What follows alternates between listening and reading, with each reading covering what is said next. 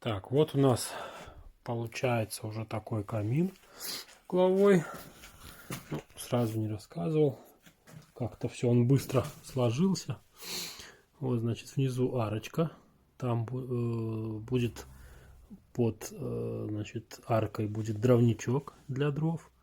Вот здесь уже мы положили шамотный кирпич. Вот, сейчас лучше будет видно. Положили шамотный кирпич на, ну, скажем так, под камина, нижний ряд. И уже пошли формировать саму топочную такую камеру, где будет непосредственно гореть огонь. Вот он с трех сторон. Там света уже мало, плохо видно. Вот такой камин. Значит, стеночку сзади, как я уже говорил, заделали базальтовым картоном фольгированным. Вот еще вот эту часть заделаем. И вот эту часть тоже заделаем.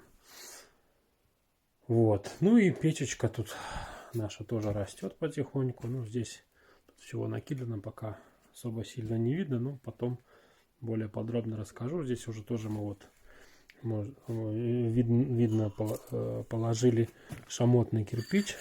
Вот он здесь лежит. То есть это уже под печи. То есть здесь непосредственно будет варочная камера русской печи. Так, и вот колосничок здесь лежит в поду, на который сюда можно будет что-то ставить там для более быстрого приготовления, нежели от температуры печи, потому что оттуда будет идти, ну, сюда горячий воздух, тепло, огонь даже может быть попадать.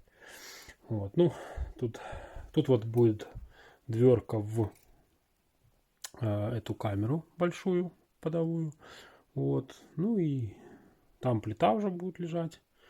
Вот, и здесь уже вот на сухую положили пару кирпичей на новый ряд. То есть, ну, потом более подробно я расскажу, когда уже тут будет убрано, будет все готово, сделано. Вот как-то так.